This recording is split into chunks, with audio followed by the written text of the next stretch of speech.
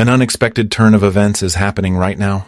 Fikile Mbalula has just pledged his support for Jacinta Ngobese-Zuma, seemingly breaking ranks with President Ramaphosa and the ANC government. Mbalula, who was previously strongly against the march against illegal immigration, has now, under pressure from the success of the June 30th movement, come out to say, immigration has become a burden for South Africa. His remarks have reportedly sparked chaos and intense debate within the government. He even went further by naming individuals he claims are secretly trying to stop the march against illegal immigration. The names he mentioned are shocking and have left many people stunned. Continue watching to hear his pledge and the names of those allegedly involved. Also, don't forget to like, subscribe, and comment. Jacinta forever.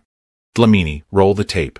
But let's talk about the importance of this match. Finally, it's over. The 30th has come and gone. What's the plan now? What's the way forward? Look, I think for us, we're just happy that, the march was peaceful, and as promised, we did our parts to make sure that everything goes according to plan. And like we said before, there was no need for all the drama when it comes to the police, but at least now we know what they're capable of. So we're asking for those capabilities to get rid of illegal immigrants. You say every Thursday you are protesting and marching. Is that your rolling action from now on until when? Yeah, we've got 3 months of protesting every Thursday. That's the plan from here onwards. Because we know we've got a complacent government. You give them ideas that it's over, then they start relaxing again. You realize now how many people have been slacking on their job on this issue of illegal immigration just now, when everyone decides that it's time to work. And it's so refreshing because even the streets look cleaner. There's less reports of crime. People are generally happier. Which government wouldn't want that for their own people? It's very strange for me.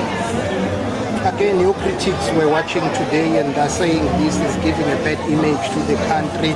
What would be your response to that? And some of the leaders who were here, they are saying the economy of eThekwini was shut down today. Well, I think it's laughable that they think that it's giving us a bad image when they are sitting there without...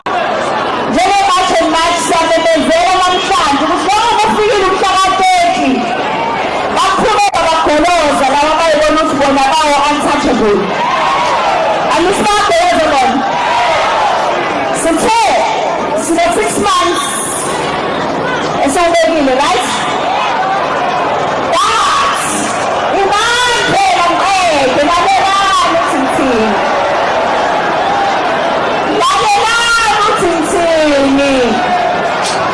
That's a classic and say It's about 6 months, very much and much. That's Menendela into Asia. Everything was a shallow now, 600 million. Guys, from now on, it's South Africa young. For as long as they are happy, every Thursday is a match.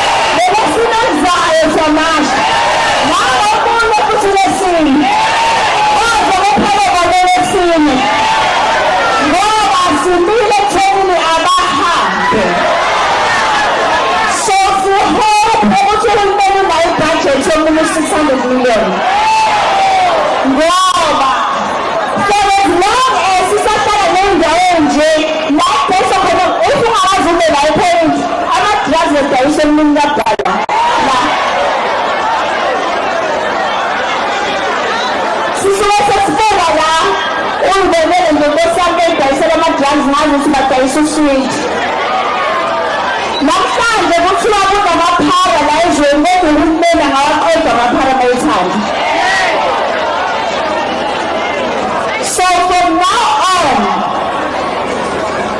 let's see the positive following.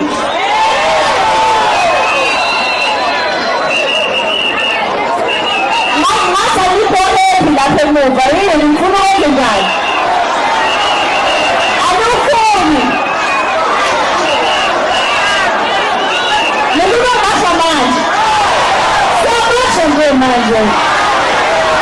South Africa pride itself of Ubuntu.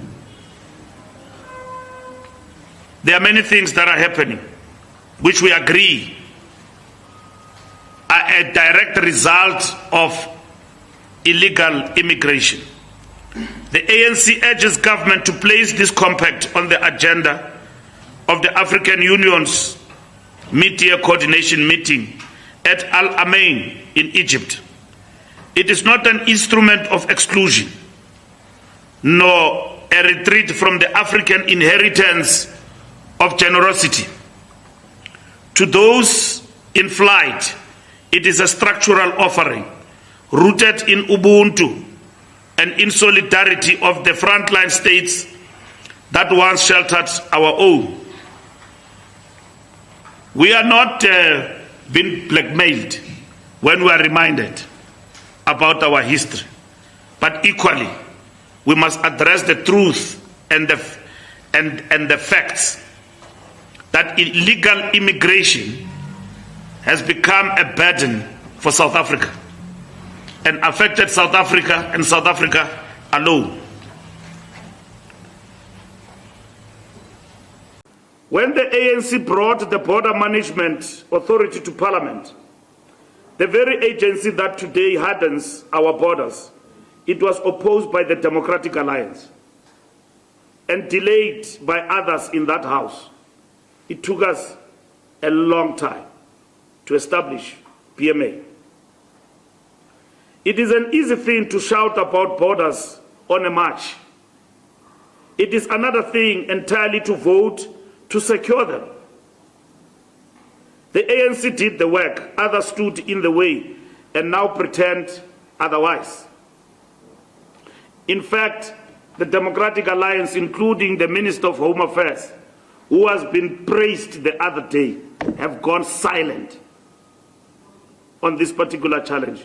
I've never seen him. The DA is very fast to claim victories. They met with Jacinta and his group in secret. They've never raised their voice. Where people were being attacked right in the city of Cape Town. I never saw even the mayor of the DA in the forefront. And we are not standing still. There is now a bill before Parliament that will make the first safety country the proper jurisdiction in which to seek asylum, so that a person fleeing genuine persecution claims protection at the first safe border they reach, and not after crossing a dozen peaceful countries to arrive at ours. Let us be plain about what this is and what it is not. It is not a closing of our doors. Non-refoulement remains, and the genuinely persecuted will always find refuge in South Africa. It is the closing of a loophole, the abuse of our asylum system by those who are not refugees at all.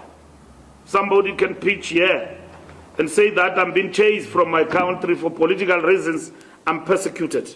This bill seeks to deal with those gaps. It brings us into line with the settled practice of nations the world over. And it answers in law the very grievance that the mob answers with petrol bomb. That is the difference between the ANC and the demagogues. We bring reform, not riot. South Africa itself, on the 2022 census, is home to some 3.95 million foreign-born residents. 6.5% of our people, with all the pressure that places upon our clinics, our schools, and our services. It is for this reason that we have prepared a continental compact on migration in Africa. And the ANC urges our deployees in government to take it up and to place it before the African Union as the foundation for a lasting African answer. The compact asks African states, acting together through the African Union and supported by the United Nations, to move from a fragmented and reactive posture to a coherent framework of binding commitments, closing the gaps in our legal architecture through universal accession to the refugee, migrant worker, and statelessness conventions, and the coming into force of the 2018 African Union Free Movement Protocol, building the operational machinery the continent has long backed, from an African refugee responsibility allocation mechanism to a continental migration data platform and an orderly prisoner repatriation protocol, establishing a continental burden and responsibility sharing fund so that receiving states no longer carry the weight alone.